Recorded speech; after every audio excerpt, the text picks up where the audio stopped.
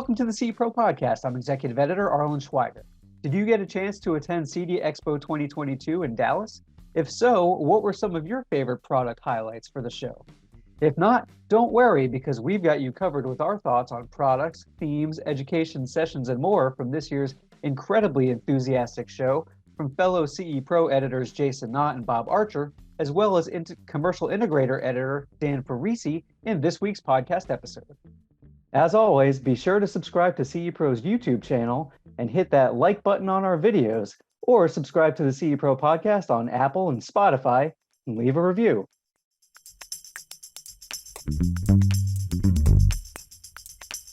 Hey, it's Arlen Schweiger, Executive Editor of CE Pro. We're just back from CEDIA Expo 2022 in Dallas, and I'm joined by CE Pro Editor Jason Knott, CE Pro Senior Editor Bob Archer, and special guest Dan Ferrisi, who is our editor of our sister publication, Commercial Integrator, and also attended the Expo this year.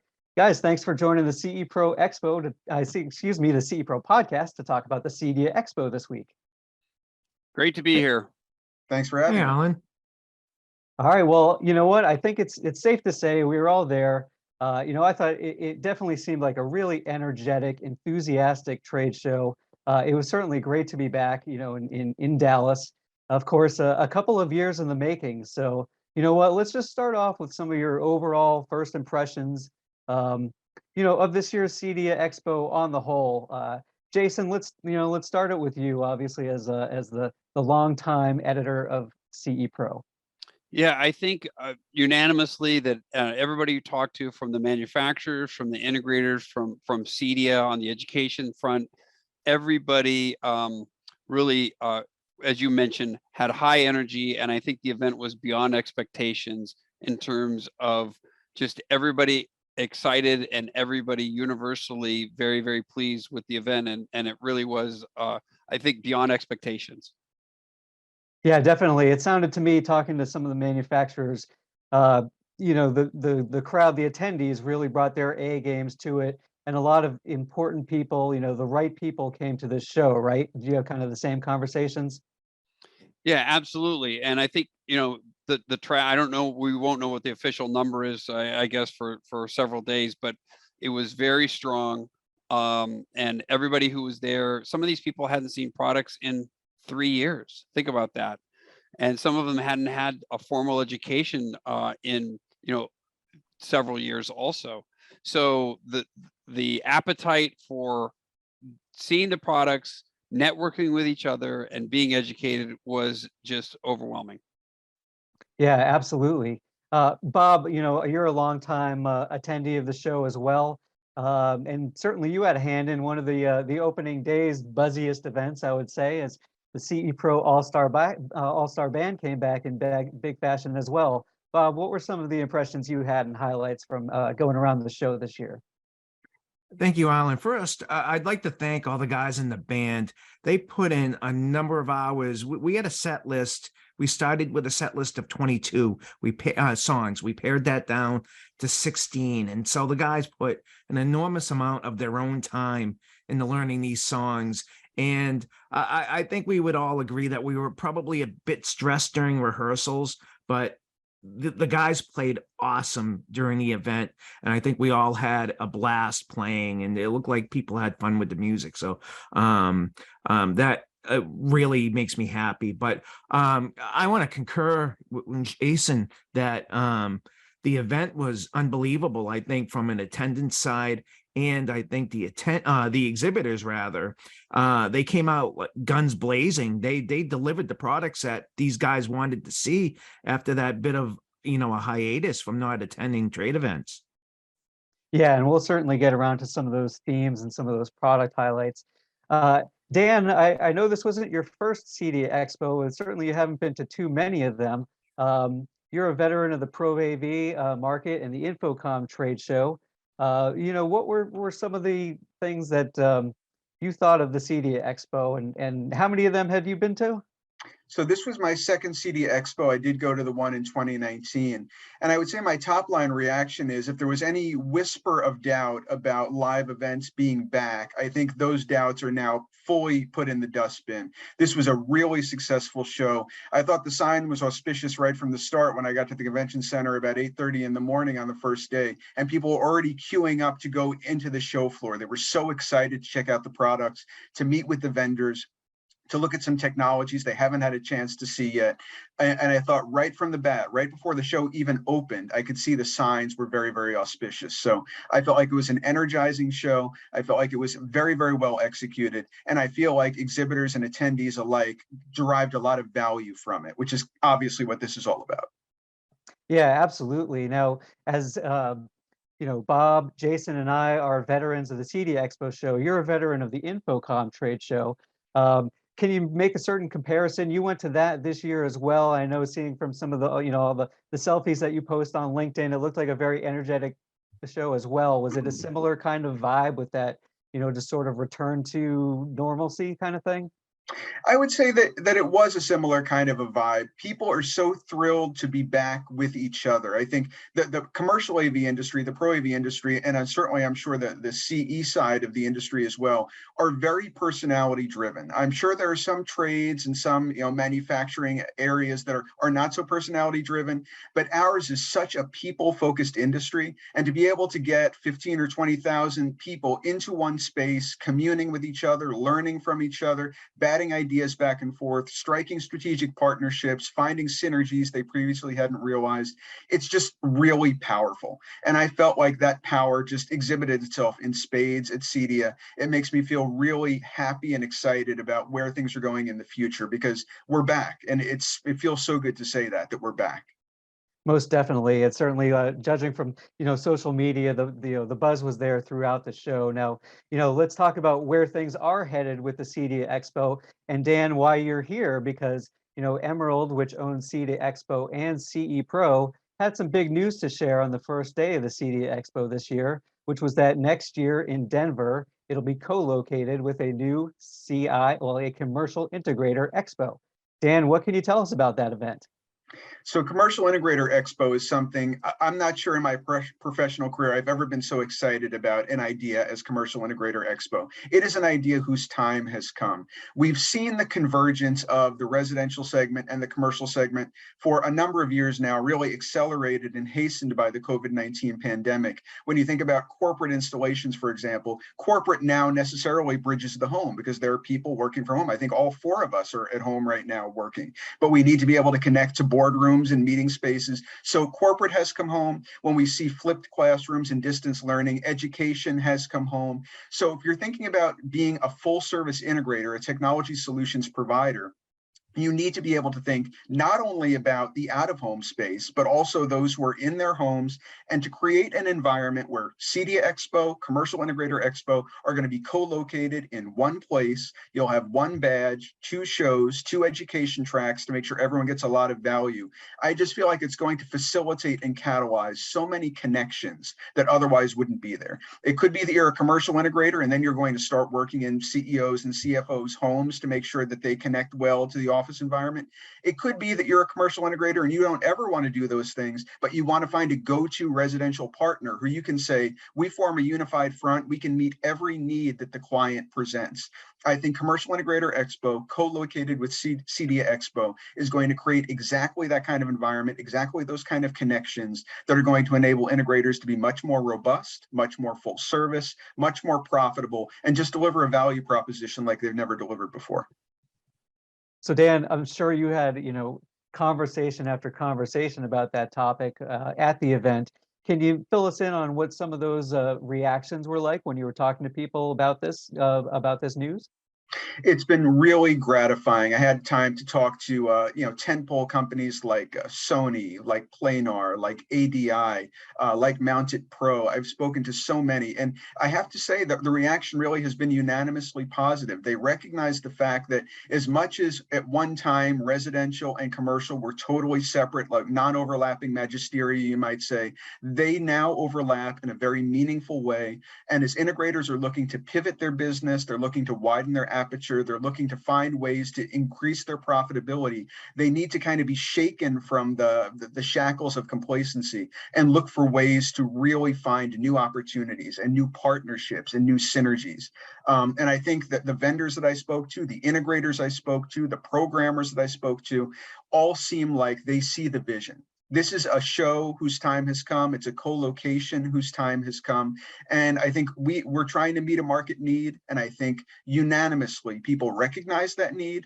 They recognize our attempt to meet it and fulfill that gap. And I think the excitement is off the charts.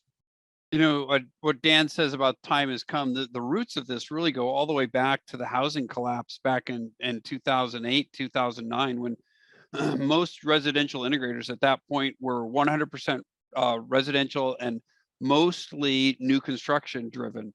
Then the housing collapse happened. And at that point, many integrators started doing commercial work. And we saw year after year in the CE Pro State of the Industry study, there was a higher and higher percentage of residentially based integrators doing commercial work. The pandemic there was a step back in that, because obviously the commercial business, there were bars and restaurants and office buildings, corporate office building work kind of fell back, but then we've already seen it pick right back up now as the pandemic has waned. So again, I agree wholeheartedly with what Dan said, that its time has come, but it's really been a long time coming. Yeah, I mean, you could just take a look at, I would say, Commercial Integrator magazine, Dan's magazine. Look at your 2021 Integrator of the Year, I believe was Logic Integration out in Colorado. We know, Sean Hansen certainly was one of those that Jason, right back then, saw the writing on the wall with the recession, and they really got into commercial, and they've been killing it in commercial ever since then. And it was just, kind of a real representative of the potential of what resi integrators can do on the commercial side, and potentially vice versa. So I think it'll be very interesting to see what happens there, certainly. There's no doubt about it. I think it's so important these days, when it's so challenging to be an integrator across the whole host of reasons why it's so challenging, to be able to, as I say, shake off that complacency, shake off just the familiar, this is what I've always done, this was profitable for me in 2016, look at these new opportunities. I think that this is going to be an incubator of ideas. It's going to be an incubator of connections. And I can't wait to be there in Denver to see all that come to fruition. Yeah, absolutely. And Jason, just real quick, I would say, as a longtime face of CE Pro and, really involved person in the CEDIA Expo channel, what was some of the feedback that you heard in some of those conversations? Yeah, same thing. I'll just reiterate what Dan said. Some of the manufacturers that I've spoken with, just as an example, and there's smaller boardrooms. Let's just take that as an example. Very small at companies that might have only one or maybe even two boardrooms, that they've been finding for years that the residential guys have been taking care of those, because those projects are very small. The commercial integrators obviously are running much larger projects, stadiums and those sorts of things. We're not talking about that here. We're talking about these crossover opportunities and houses of worship, retail, small, medium business, corporate, hospitality. That's where this crossover is really occurring from the residential standpoint. So as Dan was saying, how some of the commercial guys might start dabbling in resi, for the CEDIA based integrators to be looking at commercial and these niche opportunities. Again, I'm not talking about stadiums and airports and those sorts of things. We're talking about these smaller crossover opportunities. It's really becoming more in their wheelhouse, and everybody that I spoke with was very excited about it. Right, and so as we're moving into talking about some of the themes, the product highlights of the show that kind of stood out to us, I'll certainly say that when passing through a lot of the booths, especially a lot of the control booths, those commercial elements were there in full spades. I know I'd seen that even back in 2018, 2019. Companies like URC, RTI. One thing that we'll point out as well, and Jason, I'm sure you can get to this too, and Bob, I believe you toured their booth, was Crestron being back, and you could see a full thing in their booth about moving through the residential and all the commercial solutions that they have now as well. So with that, let's get to some of the the themes and highlights. Bob, you know, you're certainly our AV guru here, but I believe you did tour Crestron as well. You know, what were some of the things that stood out to you from, you know, the demos that you saw, some of the booths that you visited, and all of that? Crestron had a lot going on. You know, they have their foot in so many categories. Never mind the simple split between commercial and resi, but you know, with home control, AV, wellness, you know, and they, to put it simply, they had products to represent each one of those categories, and they were very convincing, well thought out, well designed products. You know, everything from AV over IP to the loudspeakers. That they had it all there. LED lighting. That I thought they came out quite aggressively, and I think a lot of dealers that were there were excited about the products. The booth was certainly very busy.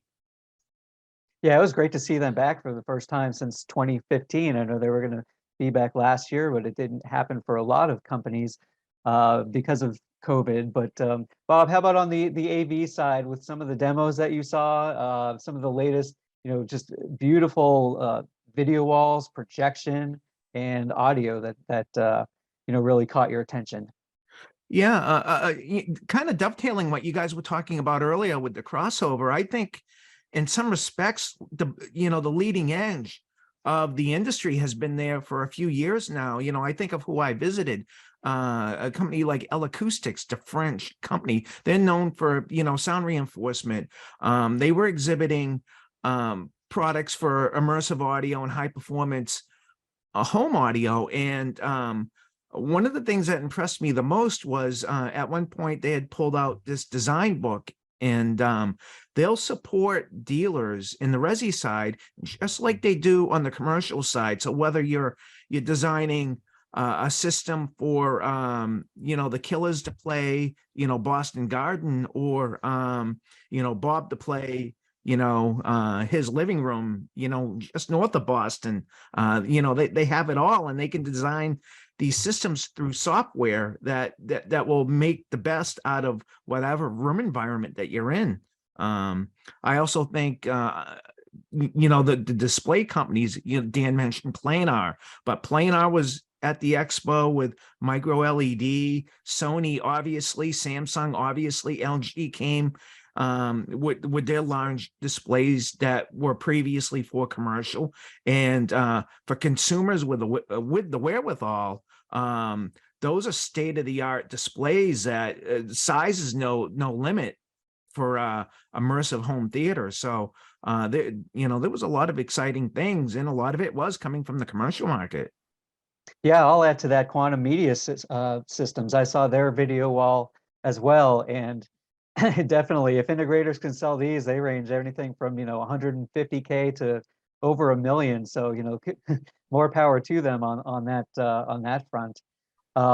Jason, how about you? Some of the highlights that you saw going around the booths. I know you didn't have too many that you were able to visit with all the education stuff, but who do you want to give some kudos to? Yeah, let me just add on to what you guys were saying. Savant in their booth, which of course they had a wide array of stuff, but they also were showcasing an arrangement with a company called Megapixel, which is also an expensive video wall solution that has both commercial and or even residential applications. So Savant had almost a similar thing to what you were talking about there. One trend that I want to just point out is it's interesting to see this growing indication of companies that have become frustrated or disenchanted with their own traditional channels. And now they're turning to this professional installation channel as the solution. Lighting is a perfect example, that all those lighting companies realized that the electricians were not going to be the ones who are going to be able to sell these intelligent, expensive fixtures. So then now they're turning to the custom installation channel, and there were a lot of lighting companies there. Kohler was there with plumbing. Same thing. Now they're recognizing that the plumber is not going to be the guy who he's going to look at him sideways, cross-eyed, and go, "You want me to connect what to this toilet and this bidet? No, I don't know how to do that." So they're turning to this channel We're seeing that in HVAC and air too. Intelligent monitoring of air quality and then connected to medical grade filtration systems. Those companies have become frustrated with the HVAC channel, and now they're turning to the custom installation channel. I think we're going to see similar. One of the themes that came out in one of our key sessions was content concierge is in essence is the term we're using, that these high value customers that integrators have are going to become very frustrated finding the programming on their streaming services. And we believe there'll be there's a coalition that's going to be put together that's going to address Amazon Prime, YouTube TV, Netflix, all these content creators, and realize that this is a channel that they can also sell those services to, because those customers do not churn and they buy every service. They want every single service because they want to watch their NFL games, or they don't pick and choose. Oh, let's see, I want to watch Handmaid's Tales on Hulu. I've already seen that. Let's cancel that this month because now I want to watch this on HBO Max. No, it doesn't work that way with this clientele. They want every one of those services. So I think that's an exciting thing to look at when you think about the future of what might be at CEDIA Expo, that we might see some of those content providers there targeting this channel. Yeah, those, certainly the CEDIA clientele are not going to want to find out if they have a favorite NFL team that they missed their team's Thursday night game on Amazon Prime because they weren't signed up for it or didn't even realize it was on there. Yeah. Dan, how about you? Just I know you have to head off here soon, but before you go, from a commercial lens, some of the booths that you visited, what were some of the things that stood out to you at this trade show? So I can kind of mention some of the tent poles that potentially, will be big parts of Commercial Integrator Expo, the Planars and the Sonys of the world, ADI, et cetera. I think that at Netgear, the things that stuck out most to me, I think, not necessarily to those vendors specifically, but more generally, is the idea that work from home is going to be a real thing forevermore. So many people thought we're going to go back to quote unquote normal after the pandemic. Now we're largely post-pandemic. It seems very, very clear that right now people want to remain largely, or at least mostly, working from home. They want to have environments and setups that are going to facilitate outstanding outcomes so they can contribute well, they can collaborate well with their teams.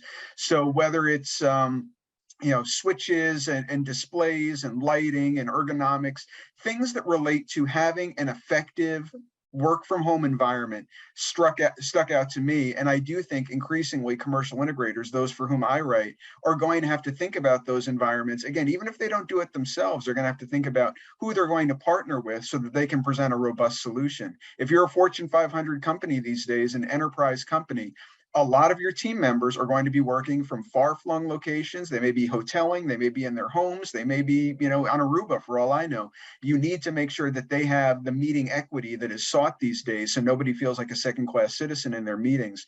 So when I was going around CEDIA, I was impressed by how many people are leaning into that work from home, work from anywhere mentality and having technology solutions to facilitate the outcomes that people expect. To that end, let me just add, I mentioned Savan earlier with the Megapixel. They also have forged a relationship with not only Netgear, but Juniper Networks. So a very, enterprise grade network that you just don't see in homes, but they see that coming to the fruition. So. And if I could throw one in for a minute, and Dan, when I was listening to Dan, it made me think that I remember a couple of years ago, I posted an item on Ketra doing their corporate headquarters and lighting, not only to showcase their products, but to help with the wellness aspect of helping their employees who were in the building at that particular time. Yeah, there's definitely just a lot of interplay there between, resi, commercial, and I think, the manufacturers certainly had that on display at this year's show. I'll throw in another, and I did see a lot of those, the lighting companies, a lot of shading companies, some very interesting innovation going on there. Hunter Douglas had something they were called the Aura, which they were trying to do it's like a almost circadian lighting, but on the shade side, so that, we have like a horribly drab day, drizzly, and, rainy like I have down here in North Carolina today, you could have a certain backlighting on the shade that kind of changes the whole mood of, that environment in the home, which, especially as Dan was mentioning, when you're talking about work from home environments, just kind of being able to match that throughout the day could make things a lot more productive for those remote workers, certainly. So it was very interesting. And the design element as well. There was a design connection tour this year. Every manufacturer I talked to, it seemed like, had some sort of design element or design, little nugget about one of their products to kind of throw in there, which I thought was interesting. So yeah, speaking of design, one of the themes that Origin Acoustics brought to their booth was that they are design-centric technology, and they announced something like 14 different announcements that they made at the show with various partnerships with Bang & Olufsen and Austere and other companies. And to your point, Arlen, design. They realize that this could be a great differentiator, but also how integrators can use these products to connect more closely with architects and designers, which grows the whole pie. right, exactly. Architects and designers heard that numerous times on the show floor this year. Also on the show floor, there was a ton of smart stage presentations every day. I was part of one on the skilled labor workforce shortage, which was very good. We had Paul Starkey from Prep Tech and Amanda Wildman of True Media and CEDIA board member. Jason, I know you moderated many sessions this year, and you also attended the keynote. From that side and that standpoint of the CEDIA Expo, obviously that's always an exciting thing for integrators to come and experience. What were some of the highlights for you there when it comes to the education and some of those things that you moderated, the panels? Yeah, so the CEDIA keynote you mentioned was a guy named Greg Durkin from Enact Insight, and he was really going through what I talked about a few moments ago, how what's going on in the streaming space and how all these different various services are coming out now with, he mentioned that Disney Plus is going to have a ad supported model pretty soon. You're going to have what you're paying, what you get now, but you're going to get ads in the middle of your content, or you're going to pay extra and get the ones without ads. And he said they're all going to go to some sort of form of that. And then he talked about some of the ones who are struggling out there, and that he sees some combinations, some mergers, acquisitions, or even failures that might come down the line from some of those streaming services. So that is interesting. And that the point being, to what we were talking about before, integrators can be the key to helping their customers find these things simply through a simplified, user-friendly interface. I also had a really good session that kind of kicked off the smart stage. It was a show of unity, so to speak, where I had Daryl Friedman, the global president and CEO of CEDIA, up there with the heads of all four of the buying groups, and we talked about the state of the market and where things were. Kind of generally, just to give a quick sense, is everybody was saying the pipelines are still there. They may not be as full as they were, but the pipelines are still strong, and business is still growing amongst the integration community, even though we're seeing signs of a slowdown in the general economy. A couple other sessions that I'll just point out that were like standing room only. One was on Matter, where we talked about the new wireless protocol and what it means for the existing protocols, what it means for integrators with the products that they're deploying now and systems they're deploying now, what backward compatibility it's going to mean, and how it's going to expand the whole market. And another really interesting session on Amazon and what Amazon can mean for integrators' business. And this was beyond Ring, beyond Eero, but also talking about their Alexa Skills program, as well as their Amazon for Business program, which is a portal that integrators can purchase Amazon-based products at very solid discounts. So I think most integrators don't know about it. So that was just a few of the sessions. In all, there was, I think, 15 some odd sessions on the smart stage. So a lot of good information, and those videos are going to be forthcoming on CE Pro. Great. Well, on that note, we'll make it a wrap from CEDIA Expo 22, and we'll thank Jason and Bob and Dan. And speaking of CEPro.com, that's where you be able to find all of our continuing CEDIA Expo coverage throughout the month of October, and probably even more longer into 2023. So with that, we'll see you next year from CEDIA Expo 2023 in Denver. That'll be it from Dallas. And stay tuned for more coverage at CEPro.com. Thanks, Arlen. Thanks, guys.